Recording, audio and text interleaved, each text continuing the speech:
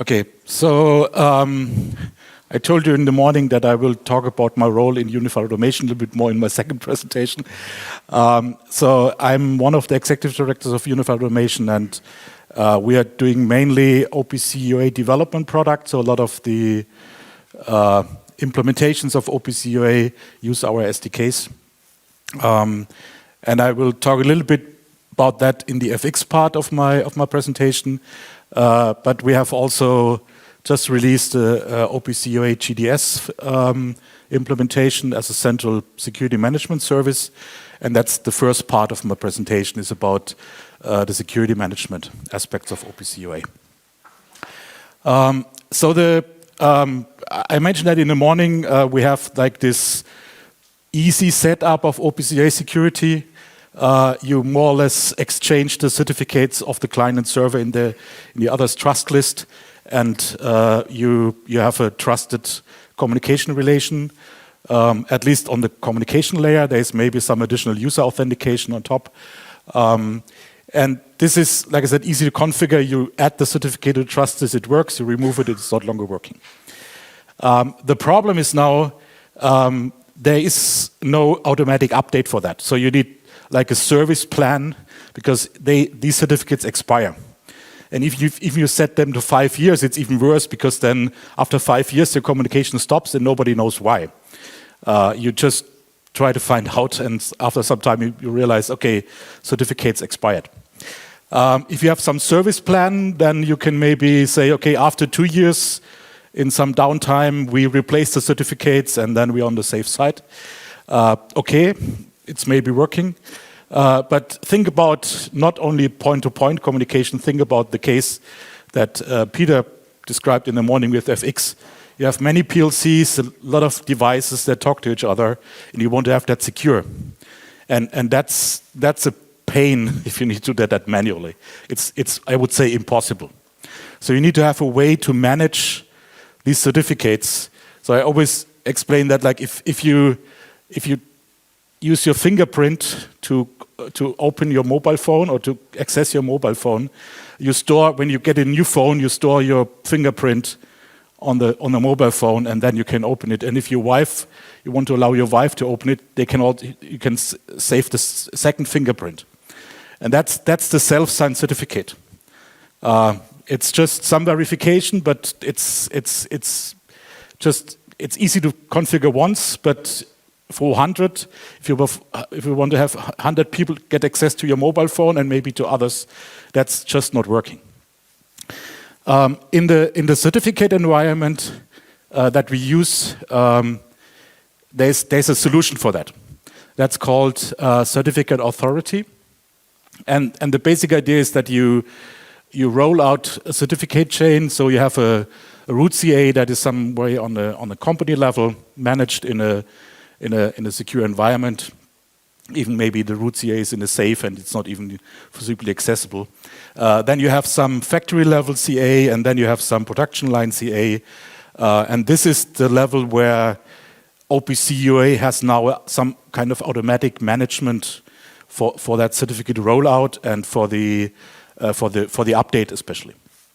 And so the idea is that this production line CA signs certificates, in the first step OPC UA communication certificates for all the applications that should talk to each other. And this part is standardized in OPC UA in a so-called GDS environment. So it's a discovery functionality. So applications are registered with the GDS. So you have also like a managed discovery. So if you, as a client, try to find servers in the network, you only get servers that are accepted by the admin that's managing that network. And then you have the CA part. So there are OPC UA interfaces, defined OPC UA interfaces to manage this functionality, and the OPC UA applications just talk OPC UA to that central component, and that central component then is front-ending such a directory or a certificate authority. And like I said, the GDS is both discovery server, so it's a directory service, and it's a front end for CA, Certificate Authority. The basic concept is that when you set up an application, and that's what I explained in the morning, this is the part that is fully manually today. So you need to set up the application, the device, and you need to trust that's the device from the vendor that you really want to install by checking maybe the serial number, whatever. But there's no cryptographic verification for that part yet. That is part of the device onboarding spec that we just released. But this step is important. This is only done by admin. So you need some admin rights to register applications and to start a signing request. So if you operate web servers, this is something you do regularly when you get a CA signed certificate for your web server. You also need to send a signing request to a CA, either automated or manually. And then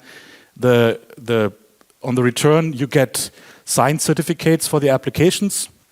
They get installed with the application. So you have the initial setup. Like I said, this requires admin rights on that central component. But then the updates to the applications, like trust list updates, but also certificate updates, they are automatically managed. There are two models. Clients use the so-called pull model. So they go to the central service and they request the updates from that service. And servers that don't have any client functionality, they can implement the push model. It's just another OPC UA interface.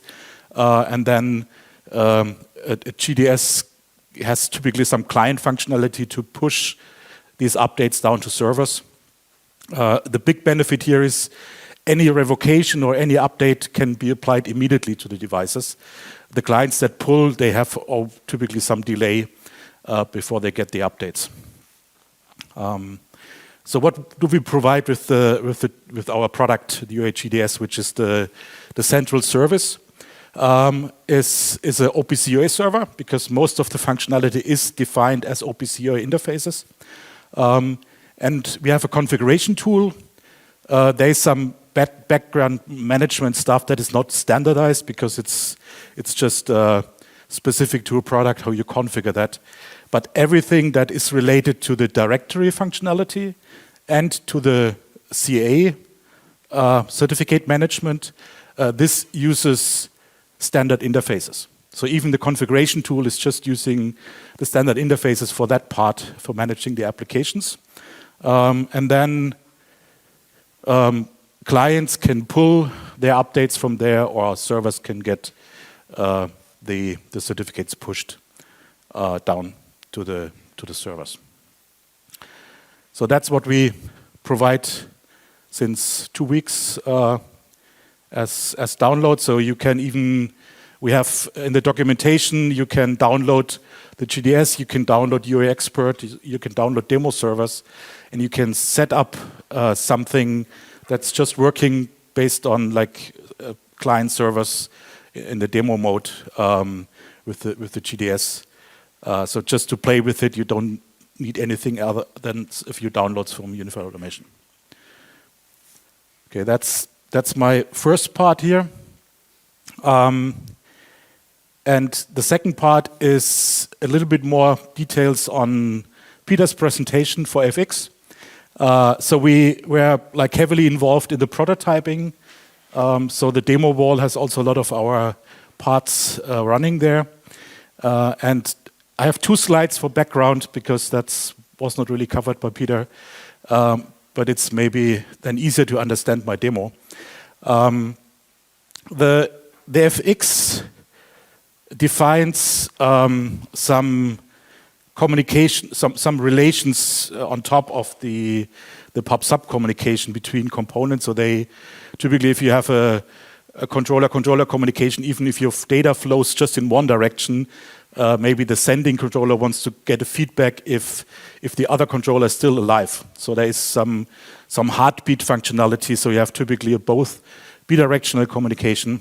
So even if you have just a publisher for data, there's typically a heartbeat sent back to in the other way. So you have communication relations between controllers, devices, and every component that has can establish such communication relation in the FX term is called the automation component. And the automation component consists of assets. So if it's a physical component, you have different assets and maybe also aspects of like software update functionality there. And then you have these functional entities. So these are the functionality you can then link the communication to each other. And these functional entities consists of mainly input and output data. This is the most important part for the communication aspects. But you have also parameters and configuration data that can be set, which is optional and more important for the device controller to device communication later. But the key thing is the FX connection manager, that term was used before, is establishing now these communication relations between two OPC UA applications supporting this FX functionality. So this is what, like all the components implement this automation component functionality, and then the connection manager is establishing these communication relations between automation components, between functional entities inside automation components.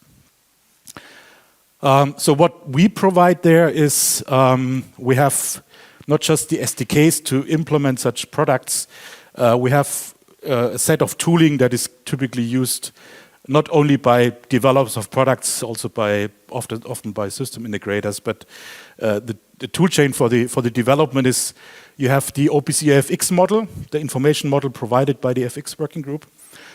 You have a device-specific model, could be a standard one, could be a vendor-specific one. And then what you can do is you can create code, take the models into the UA modeler.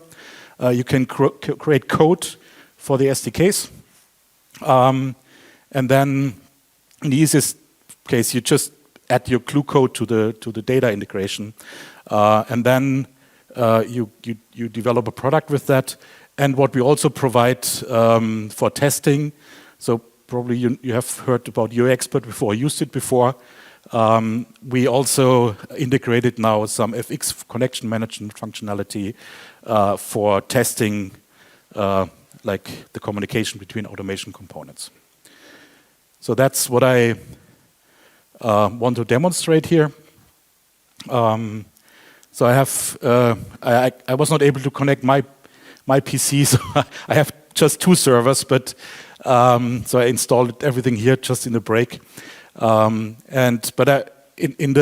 It's more or less the production line scenario that Peter talked about in the demo. I use 2 different demo servers from 2 different SDKs, C++ SDK, high performance SDK, and then I use the UA Expert connection manager functionality to establish the connection relation. So let's see if I can get this working here. Full screen mode, so oh. How was it?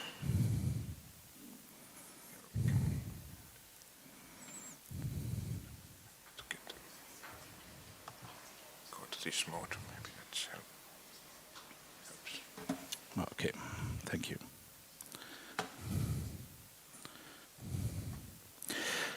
Okay, so what I prepared already is I added these 2 servers to the UA Expert project.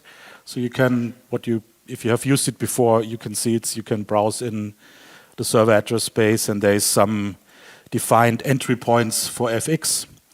And so if I go to the FX connection view, and I expand that here, so you see that I added these 2 servers as automation components already. And now there's something called connection set. So if you, in a connection manager, you typically don't want to establish one connection, you want to establish a whole set of connections. And so you configure different connections on a connection set, and then you can activate the complete connection set or disable the complete connection set. So since I have just 2 servers here, I just add 1 connection now. And now since a lot of the basic infrastructure is defined in an information model, I just select the automation component. Since it just finds one functional entity, it pre-selects the functional entity. In the second server, I have two, so I need to select the one that I want to use. So that's more or less the configuration. So there's also, since we know the infrastructure and how the components are listed or are structured in the address space, there is also a simple way to have like browsers available for the source with the input and output data and for the target. If you need to configure this communication manually, there is a concept called pre-configured, subscribed, and published datasets, which is used in that demo. So that's why this is already all pre-selected and pre-configured. So if you have some pre-engineered interfaces on your components, you more or less just connect the two together. So it's very easy. But if you can also dynamically create this, which like the lines you want to draw between single variables, and then you can also manually configure that. Okay, so this is there is a monitoring view also. So you see the source data is changing, but the target is not changing because the data is not transferred yet. So if I go in and say, okay, now establish the connection, and then if I go back to the connection, go back to monitoring, then I see that the data is now transferred from the inputs of the outputs of the first component to the inputs of the second component.